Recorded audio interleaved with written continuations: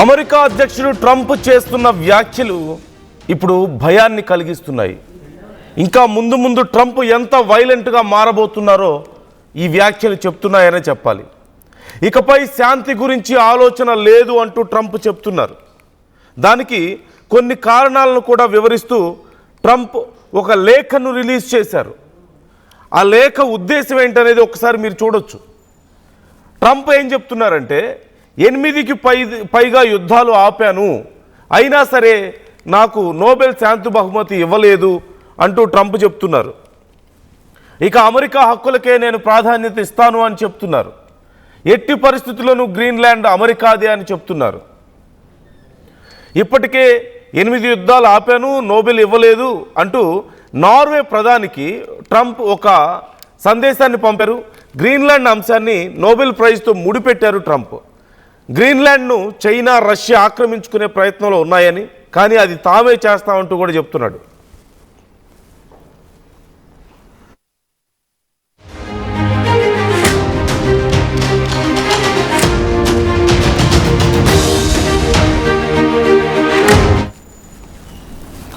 So Trump ఇంకా పూర్తిగా unleash అవ్వబోతున్నారా అనే ప్రశ్న ఇక్కడ ఉత్పన్నం అవుతుంది.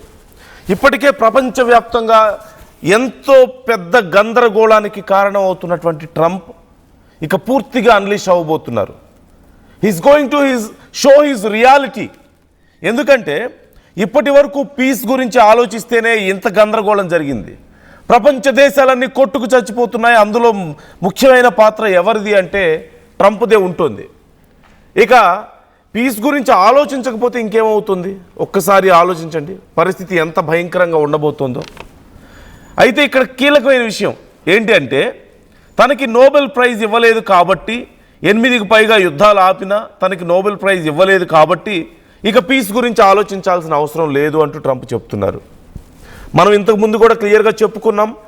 ట్రంప్ అప్పటికప్పుడు యుద్ధాలని ఆపే ప్రయత్నం చేయడం అంటే గాజా పీస్ ప్లాన్ అయినా సరే, గాజాని బెదిరించి అప్పటికప్పుడు గాజా కన్సిడరేషన్ లేకుండా, గాజా మెంబర్స్ చర్చల్లో లేకుండా కేవలం గాజాని బెదిరించి యుద్ధం ఆపడం అయినా, లేదంటే ఒక సర్టైన్ పీరియడ్ పెట్టి ఒక 50 డేస్లో కనుక రష్యా యుద్ధం ఆపకపోతే మీ సంగతి తేలుస్తానని అప్పుడు రష్యాని బెదిరించిన, ఇండియా పాకిస్తాన్ ఏదో యుద్ధం జరిగితే నేనే వచ్చాను అంటే మనం పిలవను లేదు, ఆయన వచ్చి చేసింది లేదు, అయినా సరే మొత్తం నేనే యుద్ధాన్ని ఆపాను అని చెప్పేసి చెప్పుకున్నా సరే, ఇలా ఎక్కడ ఏ దేశంతో ఏ యుద్ధం జరిగినా అక్కడికి వెళ్ళి ప్రత్యక్షమై, ముఖ్యంగా రష్యా యుక్రెయిన్ యుద్ధాన్ని ఆపడానికి ప్రయత్నించారని చెప్పుకున్నా సరే ఇంకా ఆగలేదు. అది మనందరం చూస్తూనే ఉన్నాం. ఇంకా రష్యా అధ్యక్షుడి ఇంటి మీద ఉక్రెయిన్ దాడి చేయడం, ఉక్రెయిన్ మీద తిరిగి రష్యా దాడి చేయడం, యుద్ధం కొనసాగుతూనే ఉంది. ఆ యుద్ధం ఎలాగో ఆగలేదు. ఇక ఇజ్రాయెల్ ఇరాన్ యుద్ధం మనం చూస్తున్నాం. ఇక్కడ కూడా అదే జరిగింది. ఇరాన్ మీద నువ్వు యుద్ధం ఆపకపోతే నీ మీద నేను దాడి చేస్తానని బెదిరించి బలవంతంగా యుద్ధం ఆపించాడు ట్రంప్ ఇజ్రాయెల్తో జరిగినటువంటి యుద్ధాన్ని. సో ఎక్కడా కూడా ఒక ప్రాపర్ వేలో నిజంగా శాంతి కోసం కృషి చేసి యుద్ధాన్ని ఆపిన పరిస్థితి లేదు. కేవలం హడావోడిగా చేశాడు. ఎందుకు చేశాడు అంటే ఈలోగా తన పేరు నోబెల్ శాంతి బహుమతి లిస్టులో రావాలి, తనకి నోబెల్ శాంతి బహుమతి దక్కాలి. తీరా చూస్తే వెనిజులా ప్రతిపక్ష నాయకురాలు మచాడోకి ఆ నోబెల్ శాంతి బహుమతి దక్కింది. ఇక అంతే. అప్పటి నుంచి ఒక రకమైన ఉక్రోషం. అఫ్కోర్స్ ఆవిడ తీసుకొచ్చి ఈయనకి ఇచ్చారు, ఏదో సరదాగా ఒక చిన్న గిఫ్ట్ ఇచ్చినట్లుగా ఇచ్చారు. దానికి ఏమాత్రం వాల్యూ లేదు. అసలు ఆవిడకి ఎందుకు ఇచ్చారో తెలియదు. ఫస్ట్ ఆఫ్ ఆల్ ఆవిడ ఒక ప్రతిపక్ష నాయకురాలు వెనిజులాలో, అంతే తప్ప ప్రపంచ శాంతికి ఆవిడ కృషి చేసింది ఏమీ లేదు. కానీ ఇచ్చారు. ఎందుకు? అక్కడ హైలైట్ చేయడానికి. దాని వెనక కూడా అమెరికానే ఉంది కొంతవరకు ఇన్ఫ్లుయెన్స్. అయితే ఇప్పుడు నార్వే విషయంలో చాలా కోపంగా ఉన్న ట్రంప్, నార్వే తనకు నోబెల్ శాంతి బహుమతి ఇవ్వలేదు. నార్వే ఎందుకు ఇవ్వలేదంటే నార్వేజియన్ నోబెల్ కమిటీ ఇస్తుంది కాబట్టి నోబెల్ పీస్ ప్రైజ్. ఒక 5 పార్లమెంట్ సభ్యులు, నార్వే పార్లమెంట్ సభ్యులు ఈ కమిటీలో ఉంటారు. ఆ కమిటీ డిసైడ్ చేస్తుంది ఎవరికి ఇవ్వాలి అనేది as per the terms and there policies. So Norway ఇవ్వలేదు కాబట్టి, నార్వే చేతుల్లోనే ఈ డెసిషన్ ఉంటుంది కాబట్టి, నార్వే ఇవ్వలేదు కాబట్టి ట్రంప్కి కోపం వచ్చింది ఇప్పుడు. సో నార్వే కూడా హెచ్చరించారు, మీరు నాకు పీస్ ప్రైజ్ ఇవ్వలేదు, నేను 8 పైగా యుద్ధాలు ఆపినా ఇక నేను పీస్ గురించి ఆలోచించాల్సింది ఏమీ లేదు అని చెప్తున్నాడు. ఇది చాలా భయంకరమైన స్టేట్మెంటే. ఒక్కసారి ట్రంప్ అసలు ఏం రాశాడు ఆ లెటర్లో నేను మీకు చూపిస్తాను, and I would like to read it for you. చాలా క్లియర్గా తన ఉక్రోషాన్ని వెళ్ళగక్కాడు ట్రంప్. చూడండి అక్కడ ఏం రాశారు. డియర్ జోన్స్, వైట్ హౌస్ పైన కనిపిస్తుంది, the white house, Washington DC అంటూ క్లియర్గా మనకి హెడ్ కూడా కనిపిస్తుంది పైన. సో వైట్ హౌస్ నుంచి వాళ్ళు రాశారు. అలాగే గ్రీన్లాండ్ ద్వీపం మీద కూడా డెన్మార్క్ యాజమాన్యానికి ఏ హక్కులు లేవని కూడా రాశారు. So dear Jones, considering your country decided not to give me Nobel peace prize for having stopped 8 wars plus, 8 కంటే ఎక్కువ యుద్ధాలు ఆపాను, బట్ మీరు నాకు నోబెల్ పీస్ ప్రైజ్ ఇవ్వలేదు. I no longer feel an obligation to think purely of peace. ఇక నాకు ఎలాంటి ఆబ్లిగేషన్ లేదు, నేను పీస్ గురించి మాత్రమే ఆలోచించాలి అనేటువంటి కండిషన్ ఏం లేదు ఇక్కడ నాకు ఇంకా అంటున్నారు. అంటే ఇప్పటివరకు నోబెల్ పీస్ ప్రైజ్ ఉంది కాబట్టి ఒక కండిషన్ పెట్టుకున్నారేమో మరి. Although it will always be predominant, but can now think about what is good and proper for the United States of America. ఇక నుంచి నేను కేవలం అమెరికా ప్రజలకి ఏమి కావాలనేది మాత్రమే ఆలోచిస్తాను అని చెప్తున్నాడు చాలా క్లియర్గా. Denmark cannot protect the land from Russia or China, and why do they have a right of ownership anyway? There are no written documents, it's only that a boat landed there hundreds of years ago, but we had boats landing there also. చూస్తున్నాం కదా, Greenland మీద డెన్మార్క్కి ఎలాంటి అధికారం లేదు. Denmark boat ఏదో కొన్ని వందల సంవత్సరాల క్రితం వెళ్ళి అక్కడికి ఆగిందంట, దానివల్ల గ్రీన్లాండ్ ఏర్పడిందని మీరు చెప్పుకుంటున్నారు, దానివల్ల మీకు రైట్స్ ఉన్నాయని చెప్తున్నారు తప్ప ఎలాంటి డాక్యుమెంట్స్ లేవు. అలా అనుకుంటే అమెరికా బోట్లు చాలా వెళ్ళి ఆగాయి కదా అని కూడా చెప్తున్నాడు. It's very simple and very straight. చాలా సరదాగా చాలా ఈజీగా చెప్పేస్తున్నాడు. I have done more for the NATO than any other person since its founding, and now NATO should do something for the United States. నాటోకి నేను ఎంతో చేశాను, నాటోని నేను ఎంతో ఉద్ధరించాను, ఇప్పుడు నాటో తిరిగి ఇచ్చేయాల్సిన అవసరం వచ్చింది కొంత అమెరికాకి, నాకు ఏదో ఒకటి చేయాల్సిన అవసరం వచ్చింది అంటున్నాడు. The world is not secure unless we have complete and total control of Greenland. Greenland మీద పూర్తి స్థాయిలో కంట్రోల్ లేకపోతే ప్రపంచం శాంతిగా ఉండదంట, ప్రపంచం సెక్యూర్గా ఉండదంట. What kind of logic is this? So ఇక్కడ మనం 1 by 1 ఒక్కసారి ఆలోచిస్తే, ఫస్ట్ థింగ్ ఇక్కడ నార్వేకి ఒక వార్నింగ్. నార్వే మీద చాలా కోపంగా ఉన్నాడు. ద నార్వేజియన్ నోబెల్ కమిటీ ట్రంప్కి పీస్ ప్రైజ్ ఇవ్వలేదన్నటువంటి ఒక కోపం అనేదానికంటే కూడా ఒక ఉక్రోషం, ఒక రకమైనటువంటి బాధ, కక్ష కనిపిస్తుంది. నాకు నోబెల్ ప్రైజ్ ఇవ్వరా అని. రెండోది, నేను 8 పైగా యుద్ధాలు ఆపాను, ఇక ఆపాల్సిన అవసరం లేదు, ఇక నేను పీస్ గురించి ఆలోచించాల్సిన అవసరం లేదు, నాకు నోబెల్ ప్రైజ్ ఇవ్వలేదు కాబట్టి. సో నోబెల్ ప్రైజ్ కోసం ఆయన యుద్ధాలు ఆపాడు అనేది మరొకసారి మనకు క్లియర్గా అర్థమవుతుంది. ఇంతకుముందు నేను చెప్పినట్లుగా ఏ యుద్ధాలను ఎంత హడావుడిగా ఎంత తొందరగా ఒక డెడ్ లైన్ పెట్టుకుని మరి ఎలాగోలా ఎందుకు ఫినిష్ చేశాడు అనడానికి కొన్ని యుద్ధాలని అట్లీస్ట్ హీ ట్రైడ్, కొన్ని యుద్ధాలని. But that's also for Nobel peace prize, nothing else. ఇక్కడ వేరే ఏ కారణం కాదు.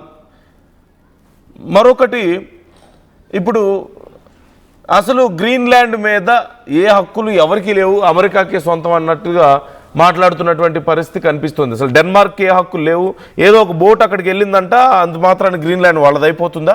అంటే అలాంటి బోట్లు 100 ఆగే ఇప్పటికీ అమెరికాకి అని చెప్తున్నాడు.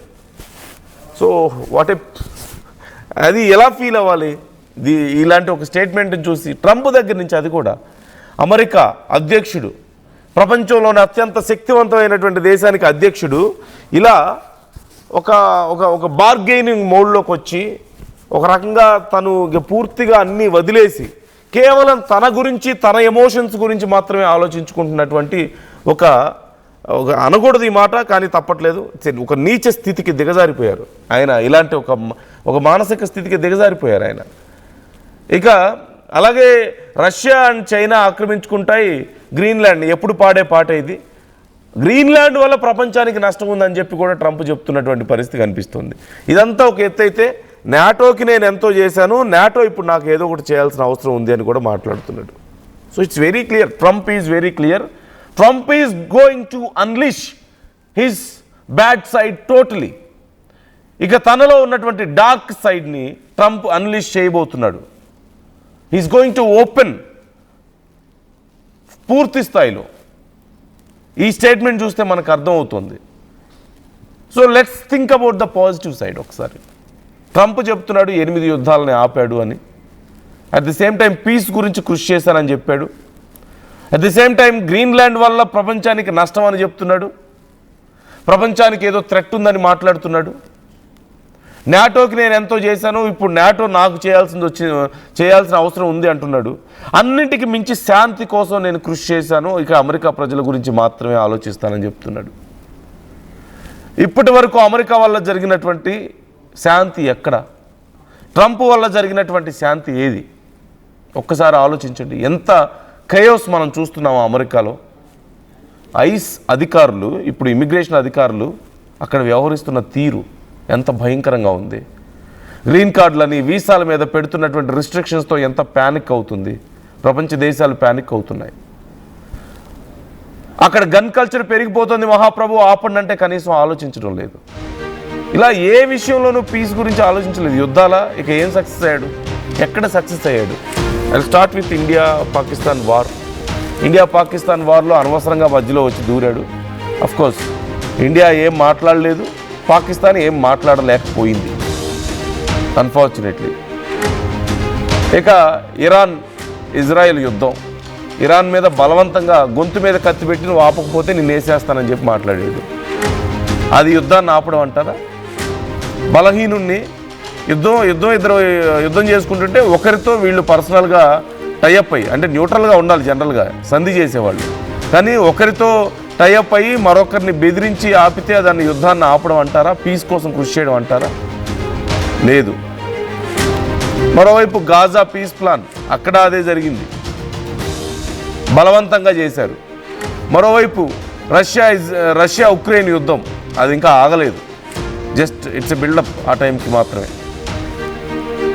సో ఇలా ఎక్కడ సరే ఇవి పక్కన పెడితే గతంలో అమెరికా నాశనం చేసిన దేశాలు ఎన్ని? ట్రంప్ ఇప్పుడు ఏం పీస్ కోసం ప్రయత్నించాడు? వెనిజులా అధ్యక్షుని ఎత్తుకొచ్చేయడం ఏంటి? అది పీస్ కోసం చేసే ఏ పని అవుతుంది? ఇప్పుడు కొత్తగా వెనిజులా అధ్యక్షుడిని ఎత్తుకురావడం వల్ల ప్రపంచానికి ఒరిగింది ఏంటి? పోనీ ఎనీథింగ్? నథింగ్, నిజం చెప్పాలంటే. So where is the peace? Trump సాధించినటువంటి పీస్ ఎక్కడ? ఎందుకు ఇవ్వాలి నోబెల్ పీస్ ప్రైజ్? ఎందుకంటే ఒబామాకు వచ్చింది కాబట్టి ఇవ్వాలి. అంతకు మించి ఇంకేదైనా ఉందా? అంటే నోబెల్ పీస్ ప్రైజ్ కంటే గొప్ప పొజిషన్లో, నిజం చెప్పాలంటే ట్రంప్ చాలా గొప్ప పొజిషన్లో ఉన్నాడు. నోబెల్ పీస్ ప్రైజ్కి ఏం తక్కువ కాదు, ఇన్ఫ్యాక్ట్ అంతకంటే గొప్ప పొజిషన్.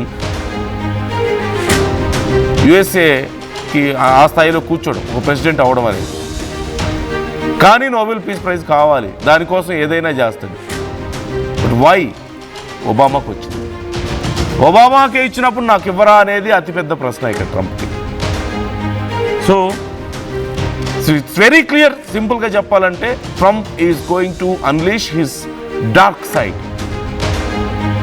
పీస్ కోసం కష్టపడితేనే ఇంత పెద్ద మారణ హోమాలు జరుగుతున్నాయి, ఇంత పెద్ద ఖయోస్ కనిపిస్తున్నాయి, ఇంత పెద్ద గందరగోళం కనిపిస్తుంది, ప్రపంచం అంతా అల్లకల్లోలం అవుతుంది. మరి ఇక పూర్తి స్థాయిలో పీస్ని వదిలేస్తే ఇంకేమైపోతుందో జస్ట్ ఇమాజిన్. ఊహించుకుంటేనే భయం వేయడం లేదా?